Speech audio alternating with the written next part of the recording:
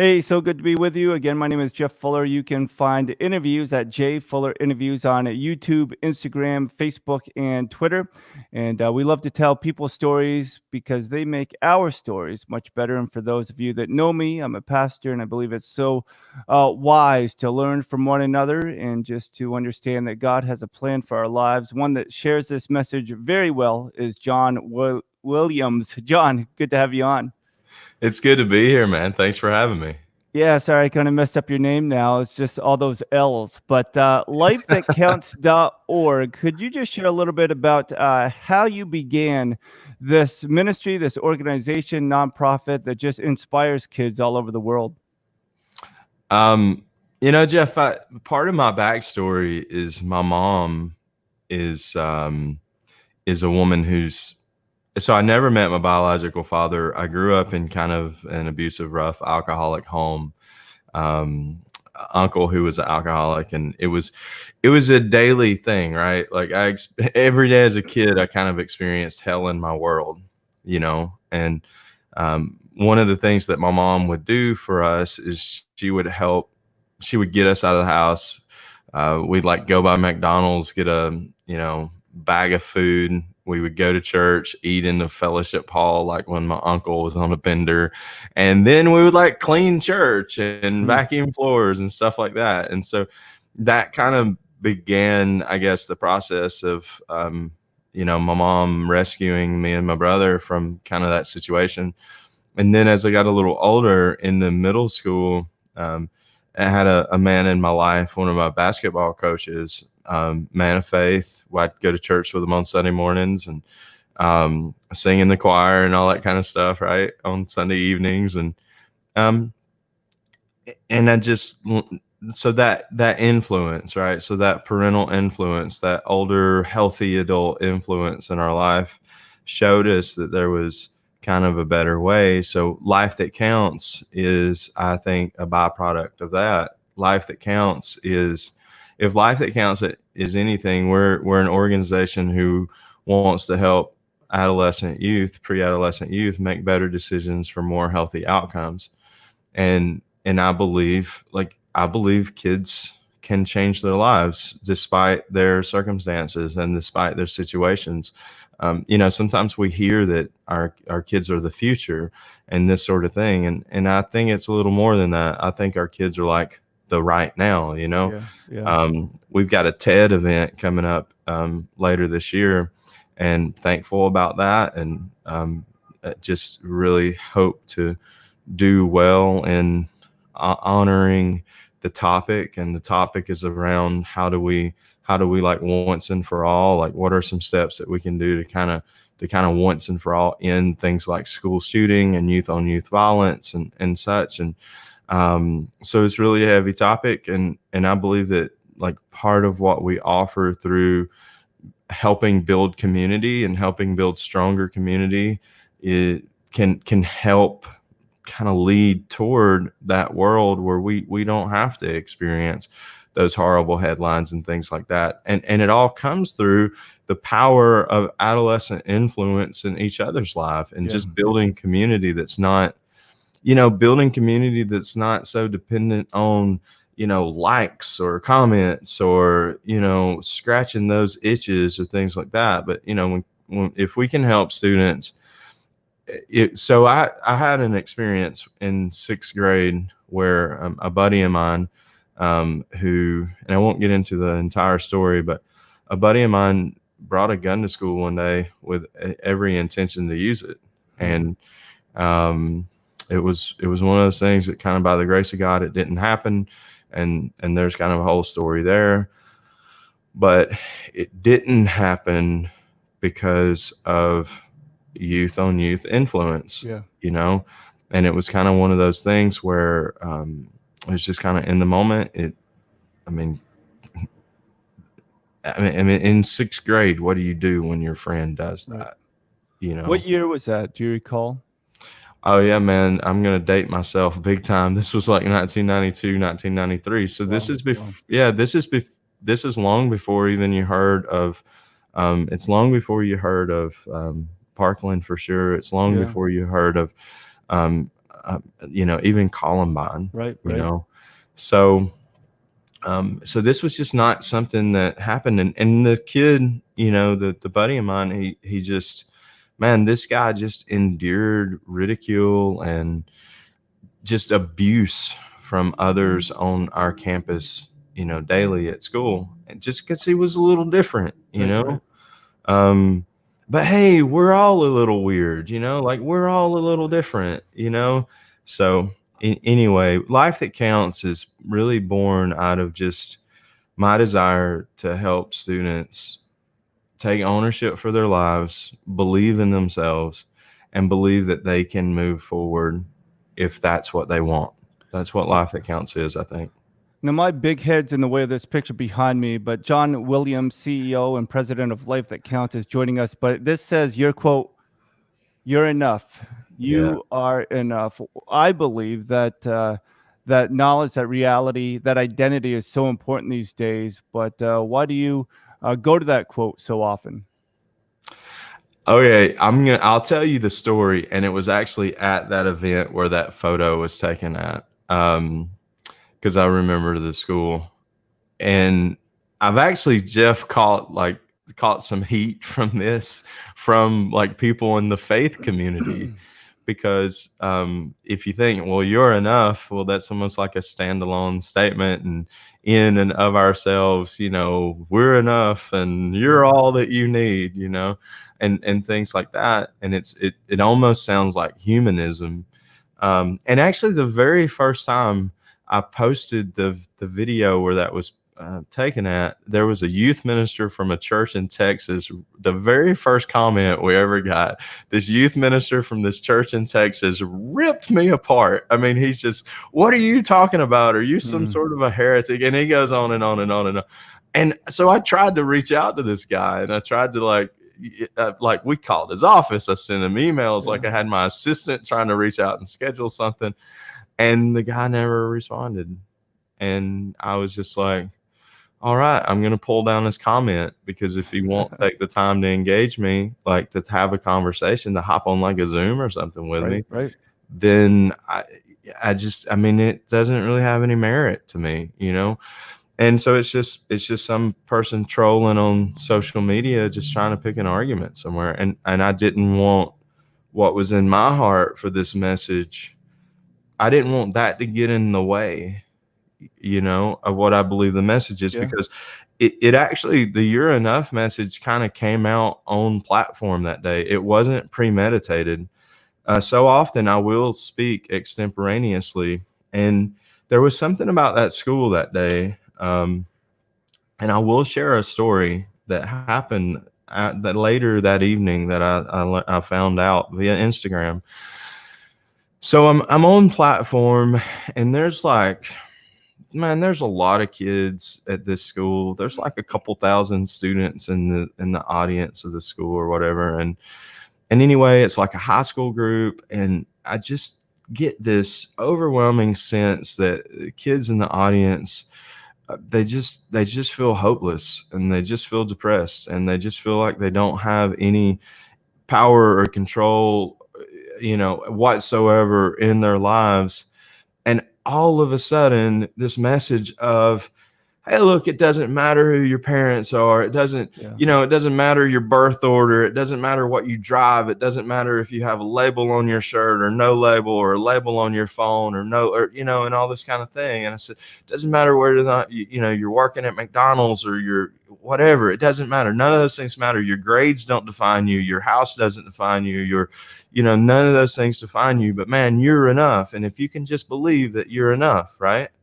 And if you can do well to work to get together, to work, if you can do well to live in peace and harmony with the people beside you, and with the people that you're doing life with on a daily basis in your school and in your home and stuff, and if you can just keep pushing, man, if you can hang on to hope, right? Like you're going to figure it out. It may be the hardest thing you ever do, but you're going to figure it out.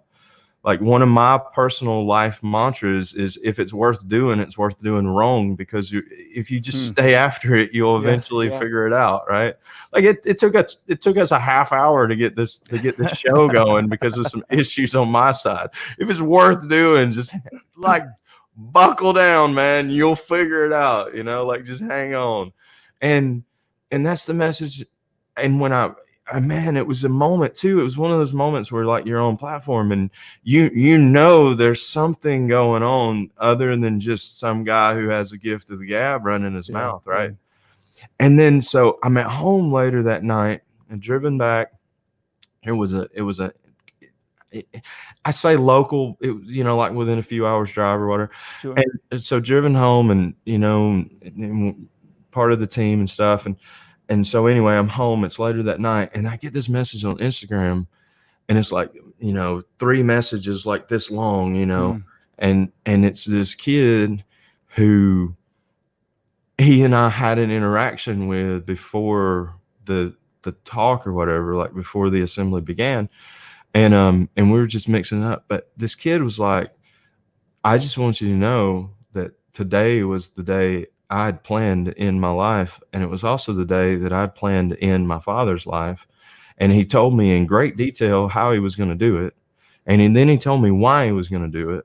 And then he told me how his father was just this awful, abusive alcoholic who always hit on him, who always beat on him, who ran off his mom, and his mom took like his baby brother or something like that. But his mom didn't take him for whatever reason. I don't know. But anyway, and I thought, and so for me, that was one of those moments where, on a campus setting, man, I think sometimes we can underestimate the power of, it was John Calvin who said, isn't it amazing how God would ordain or use the lips of one man to lead the soul of another man into eternity. Yeah. And I don't know that that's what happened that day or not. I really don't. Right. But I know something transpired. Yeah. And I know something happened, and we wrestle not against flesh and blood, but we wrestle against things that we can't even really see, There's so much in that. And I just want to, first, you're enough. I think once people understand their identity, then they dive into, we were created for a purpose. So we are enough. Right. Yep. Amen. As we resonate with who created us. I do have a question. It's not a gotcha question. I find it myself, but it seems as though sometimes Christians want to dig in their heels and hold so tightly to their theology and doctrine that they forget that we can live out God's love in everyday practical practice. I see your expression there. What say you? Because we aren't fighting against Christians. It's not us versus them. We are all together. But how can we work together just to share with the lost that we do have a hope and peace that's available to everyone because of God's grace and his forgiveness in our own lives? Man. So my personal thoughts, okay, at the risk of being wrong, when you asked me a moment ago how Life That Counts came into existence, like, this is where my head went, and now you asked the question almost a different way. So I was a full-time youth minister for almost 15 years, and serving as a student pastor was one of the most difficult things I've ever done. I was fired by 11 churches in the course of 15 years. And it never was anything illegal. Like, I never had an inappropriate relationship with the secretary. Like, one time my secretary was my wife, and we most definitely had an inappropriate relationship, if you call it that, right? But like, there never was any money hang-ups or anything like that, And it's working in the church for me. Okay, for John Williams. I'm not gonna say for anybody else. Yeah. Like, remember, it was Spurgeon who said, if you can do anything else with your life and be happy, right, then do it. You know what I mean? And I watched my mom as a volunteer youth minister, and I watched the impact that she was able to have on people's lives. And I thought, okay, well, this must be the avenue. I've got to go be a youth pastor, And then when I discovered that we can do programs like we're doing on campus in schools now, and we can rip off the labels, right? We can rip off that. We can even, and this is going to sound almost heretical, but we can rip off the layer. We can rip off the layer or the label of Christianity even. Yeah. Because how were Christians even first called Christians? In Acts, they were first called Christians because they acted like their Christ. What if we could just show up and act like our Christ? I mean, wouldn't that be a novel idea in a world that's slinging hate and visceral on social media just because your shade of melanin is a different one than mine? Right? Wouldn't that be? I mean, even folks who are, so you have a camp of people who are terrified of the pandemic. You have a camp of people who don't even think it's a real thing, Right. And what if we could just, look, I don't have to agree with you, but what if I can just practice? All right, it's who they are. It's not who I am. Or, okay, this is their belief. And just because it's their belief doesn't mean it has to be my belief, but I don't have to berate them and belittle them. So to answer your original question, I don't know how to get the church to work with one another because I don't, because it's people. Alistair Begg is this little Scottish pastor that I've followed for years. I mean, this man, like the first time I heard him preach, I felt like I'd heard the Bible come alive for the first time. And I was like 18 years old and already had been in church my entire life when I heard him, And Alistair says, when we come to scripture, we have to have a very little F and a very big T. And what he means is our framework approach of scripture has to be very, very small, right?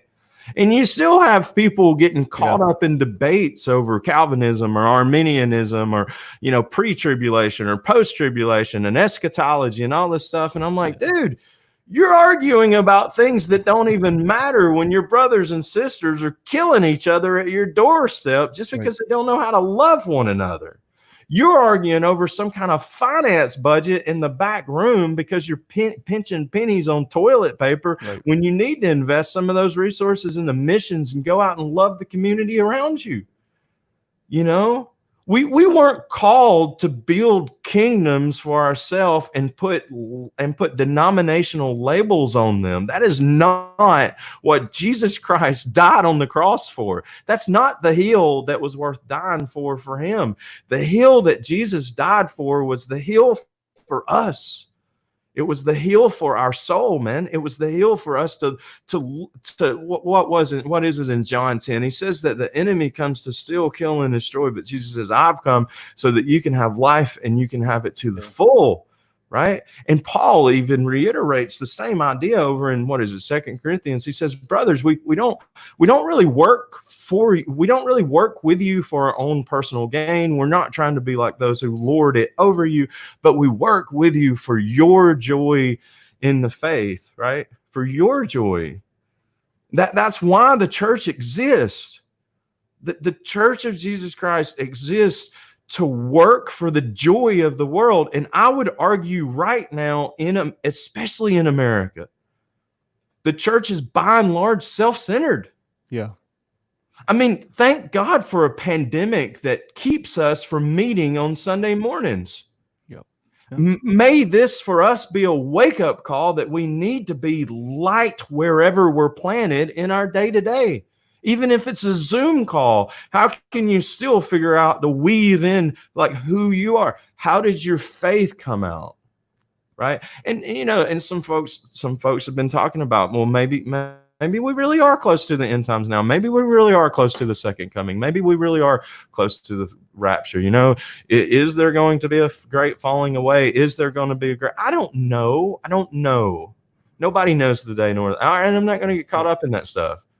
But what I do know, man, working together means laying down my pride. Working together means laying down my ego. Working together means it's about the other. It's not about me, right?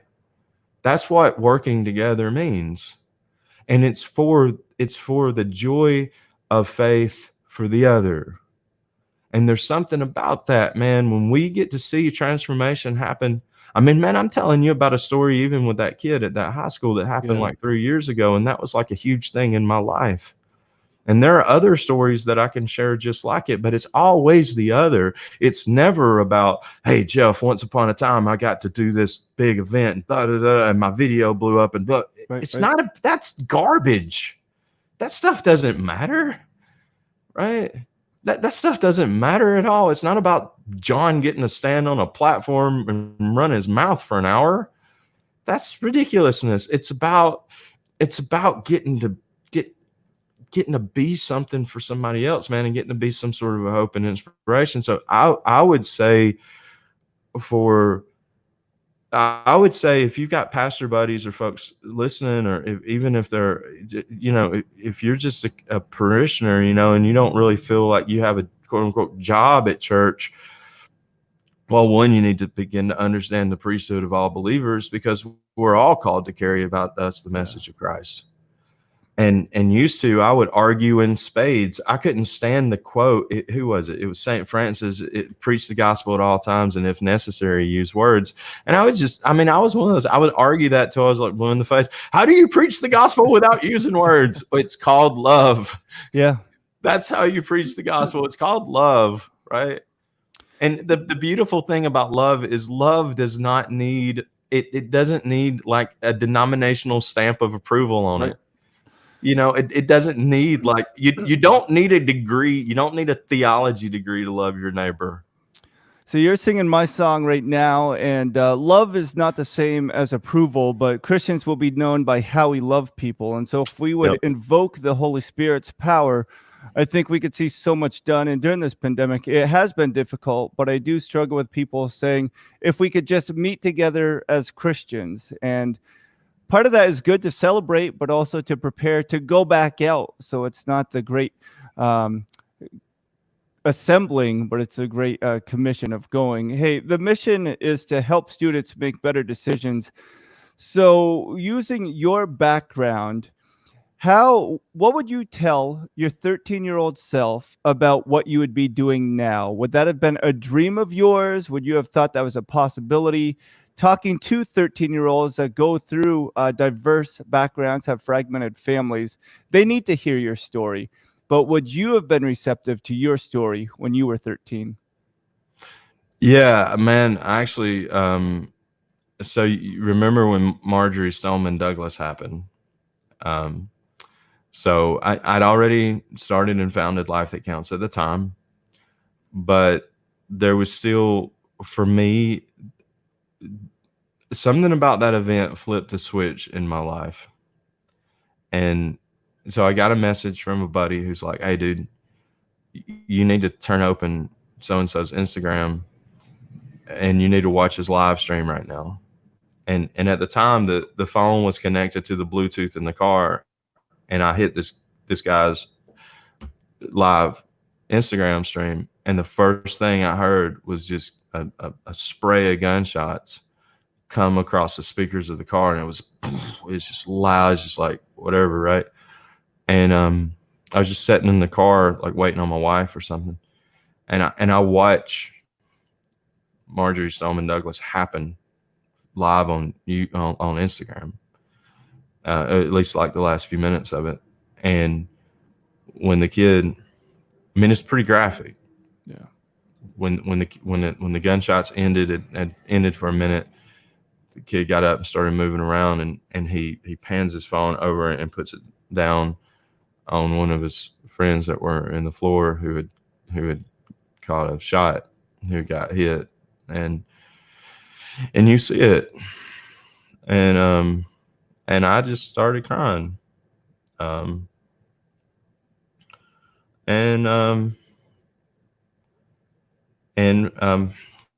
me, knowing that we'd had some early success with helping impact youth culture at different schools and stuff, and in a couple of pilot places, and I'd seen God work, and I felt so convicted, man.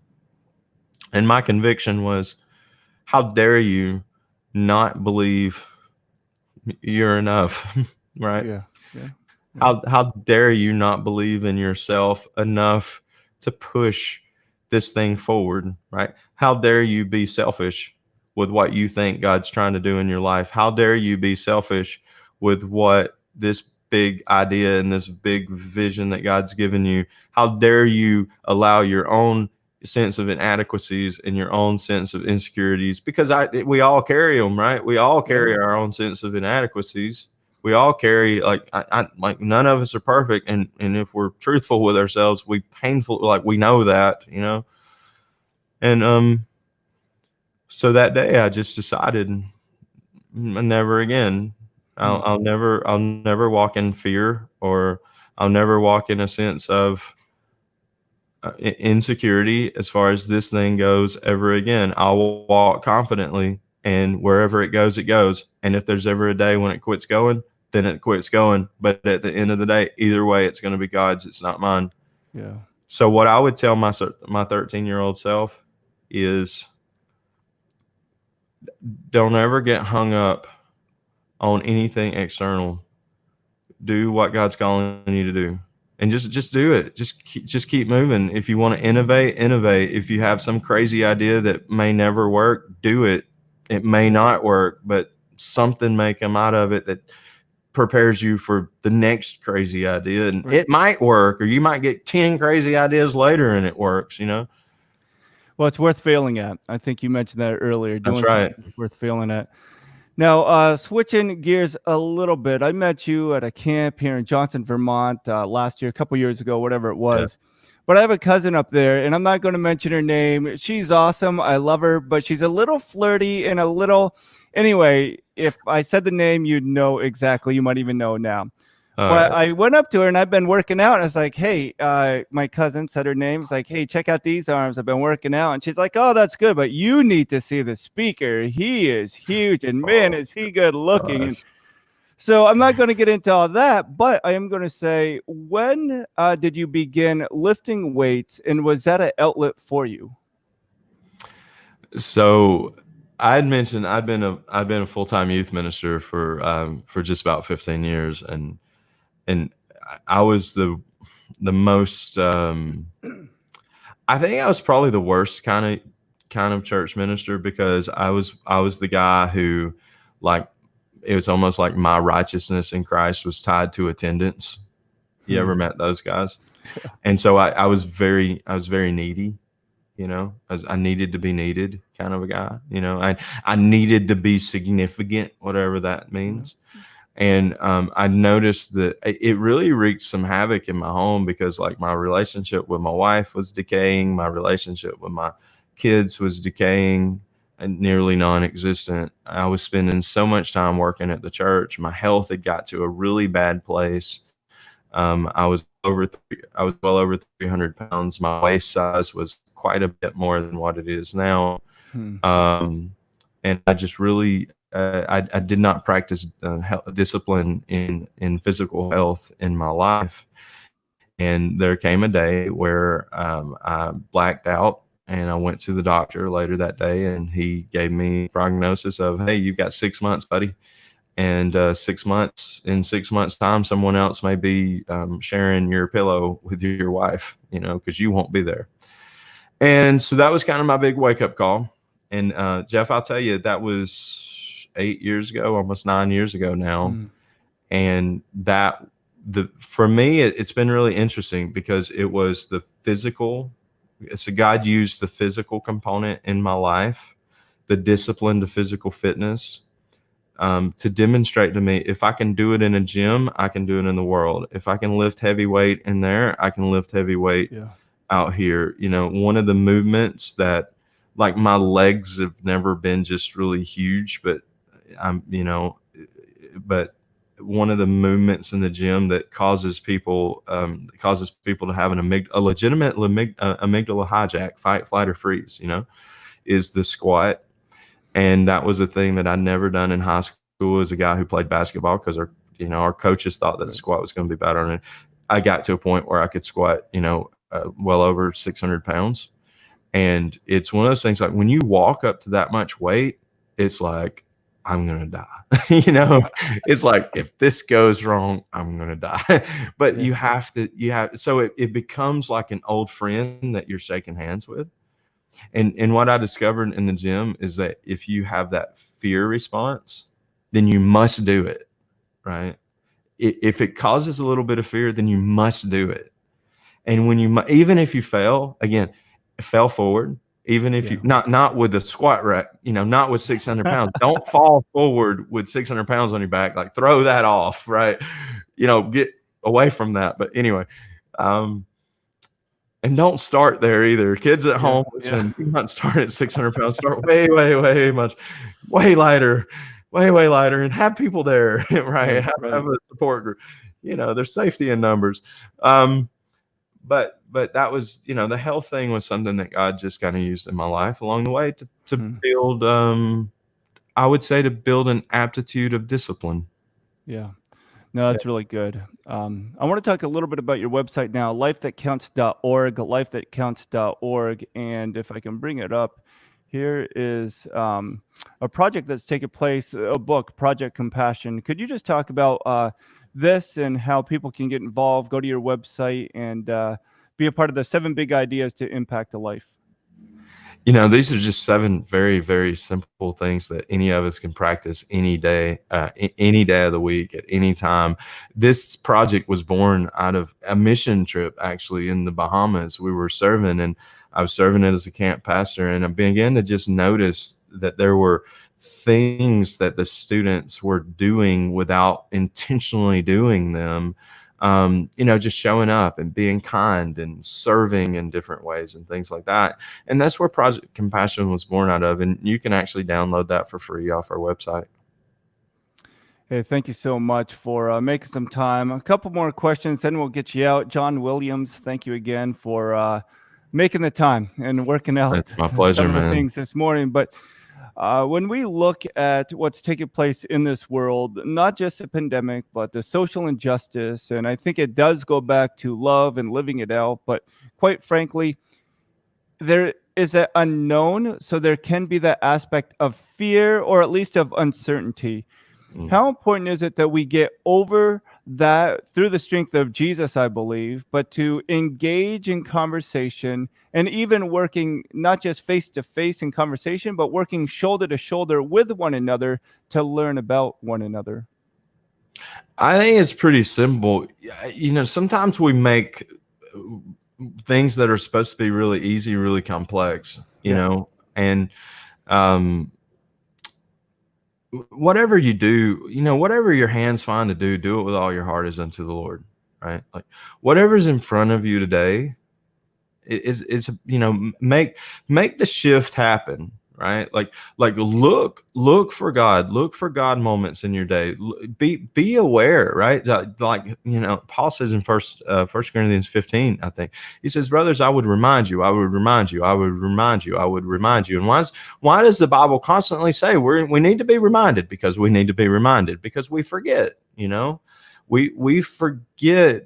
Sometimes we forget who we are. Sometimes we wake up in the morning, maybe we slept the wrong way or had burritos the night before or whatever, and we forget that we're children of God, and we forget that the angels of the army of the Lord's like at our side and goes before us, and God has our back, literally,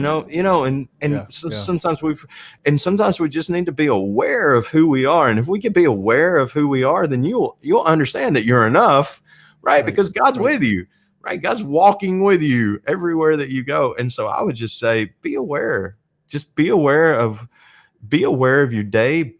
Remember who you are. Don't make it difficult. Practice the little things. Practice opening doors for people. Practice engaging people you don't know in conversation, regardless of the color of their skin. Don't look for things that disconnect us. Look for things that connect us. Don't look for things to argue over. Look for things that unite and bind us, right? We all have something in common if we're willing to find it. That's one of the things I just believe. And definitely to be self-aware, to know that we don't know everything, so we can learn to unlearn what's wrong and relearn what's right. Two final questions. Hopefully they're kind of fun for you. First is, All right. if you were in a movie, you get to play a character in a movie, would you want to be the hero or the villain?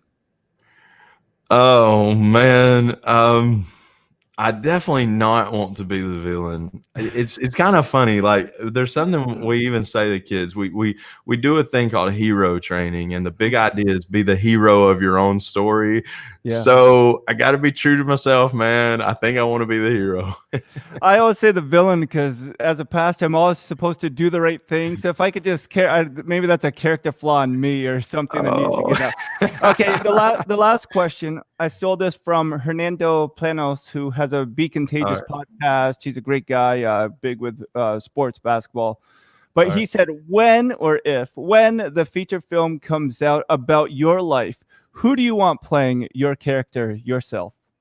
Dwayne Johnson, no doubt. I was going to say I thought you look a little bit more like John Cena though, but hey, I get that all the time, man. The real John. Oh, we'll have to connect you guys somehow. But John, thank you so much for making the time, and even more for what you do. I guess I'm a good pastor. I always say final question, like conclusion, but there's always one more thought.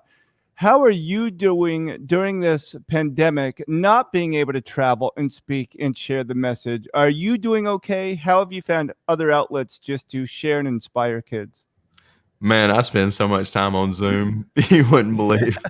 We spend a ton of time on Zoom. And man, we've been working diligent to just continue to expand operations. We work primarily through federal funding sources and different things like this, man. And I'm going to tell you, there's been some kind of major opportunities come out in the last few months, and we have just done our level best to show up prepared for those opportunities at every turn. Yeah. Well, John, thank you so much. We wish you all the best. Life That Counts, lifethatcounts.org. And thanks again for making the time. We'll have to get together and catch up again sometime soon. So Absolutely. be safe. Take care. Thanks, Jeff. And again, John Williams makes up time, the real John Williams on Instagram. We'll talk to you guys soon. Thanks again for tuning in, and like and share, subscribe this with others. All right. Thanks all.